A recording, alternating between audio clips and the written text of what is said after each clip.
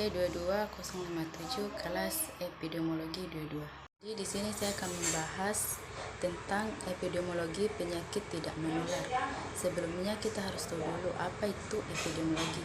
Jadi epidemiologi berasal dari bahasa Yunani yang terdiri dari 3 kata, yaitu epi atau tentang, dan logos itu penduduk, dan demos itu ilmu. Sehingga epidemiologi dapat disimpulkan bahwa ilmu yang mempelajari kejadian atau kasus yang terjadi pada penduduk atau masyarakat.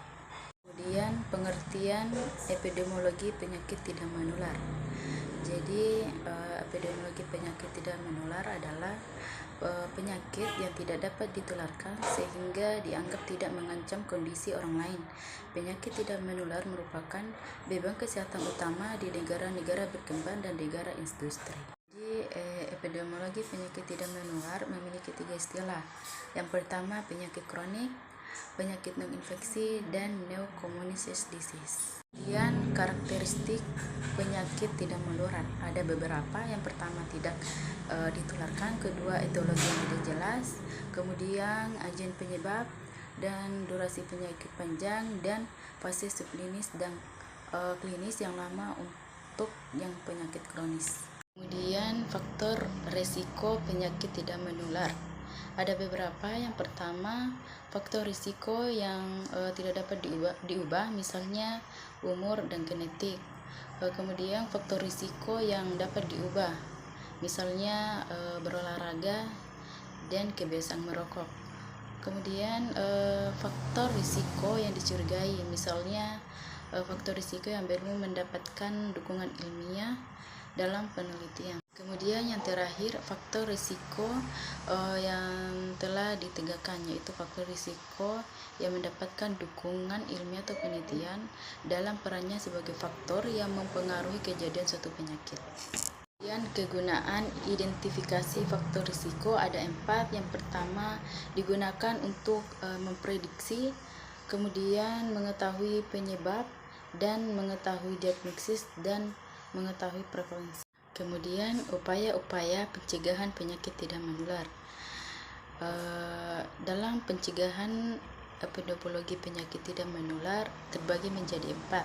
Yang pertama pencegahan primordial, di mana pencegahan ini bertujuan untuk menciptakan suatu kondisi yang menghalang penyakit untuk dapat berkembang di masyarakat. Kemudian yang kedua pencegahan tingkat pertama. Pencegahan ini bertujuan untuk melakukan promosi kesehatan masyarakat seperti melakukan kampanye tentang kesadaran masyarakat, dan melakukan pencegahan keterpaparan seperti pemberian komprehensif. Kemudian yang ketiga pencegahan tingkat kedua, di mana pencegahan ini melakukan pendiagnosian secara dini, misalnya dengan melakukan screening dan pengobatan, misalnya dengan kemoterapi dan pembedahan.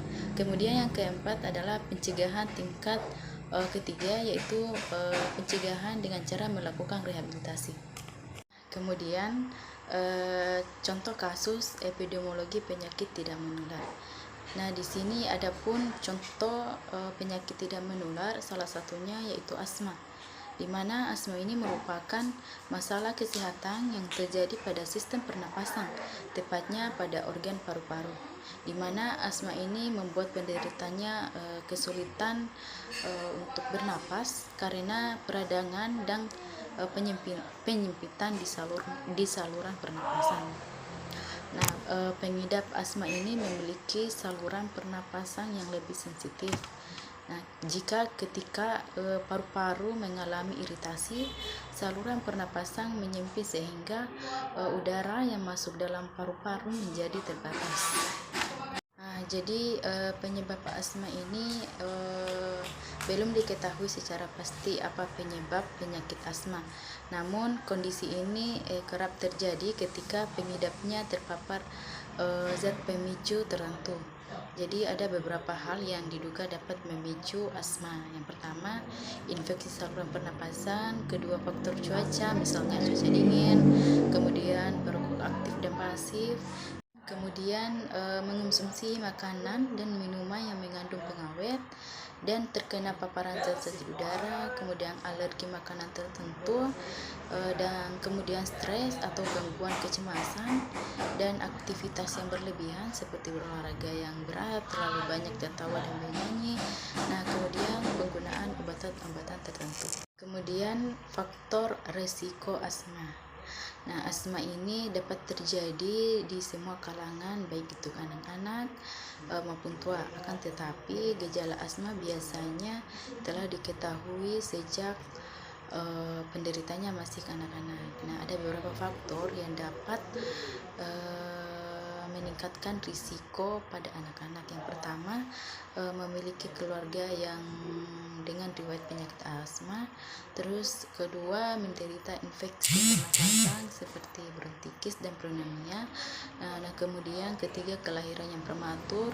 Keempat, terakhir dengan kondisi BBLR atau berat badan lahir rendah. Dan yang terakhir kelima, memiliki alergi atopik. Nah, kemudian gejala asma. Ada beberapa gejala asma yang umum terjadi, yang mudah dikenali juga. Yang pertama itu ada sesak napas, kemudian sesak atau dada yang terasa terikat, kemudian batuk-batuk, kemudian muncul suara siulan saat bernapas, badan lemas, terus rasa gelisah yang tidak biasa, sering menghela napas. Kemudian diagnosis asma. Sebelum menegakkan diagnosis, dokter akan melakukan amnesiasi mengenai riwayat kesehatan pasien dan keluarga. Kemudian dilanjutkan dengan pemeriksaan fisik dan fungsi dan tes fungsi paru-paru menggunakan tes spirometri. Adapun dibutuhkan pemeriksaan penunjang, dokter akan merekomendasi pasien untuk melakukan sejumlah tes seperti tes alergi untuk mengetahui apakah pasien memiliki alergi tertentu yang menyebabkan asma, kemudian tes bronkus untuk mengukur sensitivitas saluran pernapasan, kemudian tes penunjang untuk mengetahui kondisi lain yang berkaitan dengan gejala asma, dan yang terakhir EKG atau elektronik kardiogram dan organ dada untuk mencari tahu penyebab gejala yang dialami oleh pasien. Cara mengatasi asma. Asma belum tentu bisa disembuhkan, akan tetapi dokter akan memberikan rekomendasi atau cara untuk meringankan gejala asma dan cara mencegahnya untuk kambuh kembali. Nah, jadi ada beberapa pengobatan medis yang mungkin ditujukan bagi penderita asma.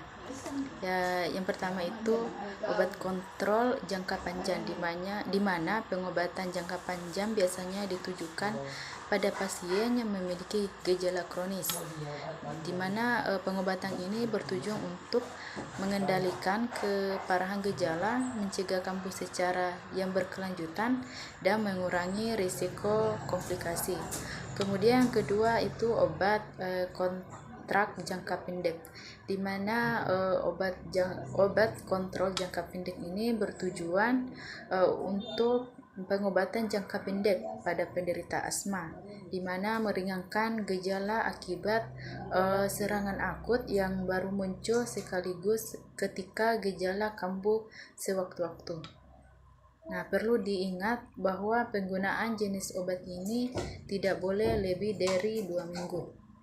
Nah, adapun pencegahan asma. Yang pertama, membuat rencana aksi asma atau melakukan perawatan bersama dokter. Kemudian menjauhi pemicu asma. Kemudian yang ketiga, melakukan pemeriksaan secara rutin. Dan yang terakhir yaitu mengonsumsi obat sesuai dengan anjuran. Kemudian adapun hubungan penyakit asma dengan epidemiologi perilaku. Nah, jadi keduanya memiliki hubungan yang sangat erat karena epidemiologi perilaku mempelajari faktor-faktor yang mempengaruhi perilaku kesehatan seseorang. termasuk faktor-faktor yang dapat memicu atau memperburuk penyakit asma. Antara lain yang pertama itu paparan alergen. Nah, maksudnya yaitu di mana perilaku seperti merokok, memelihara hewan peliharaan, atau sering berada di lingkungan yang banyak debu dapat meningkatkan paparan alergen yang memicu serangan asma. Kemudian yang kedua, aktivitas fisik. Di mana aktivitas ini jika kita kekurangan aktivitas fisik dapat melemahkan otot pernapasan dan mengurangi toleransi terhadap olahraga sehingga meningkatkan risiko serangan asma. Kemudian yang ketiga, penggunaan obat. Nah, jadi ketidakpatuhan dalam penggunaan obat-obatan asma yang telah diresepkan dapat memperburuk kondisi lama. Nah, kemudian yang keempat, manajemen stres, di mana stres dapat memicu serangan asma pada beberapa orang. Nah, oleh karena itu kemampuan mengelola stres dengan baik itu sangat penting.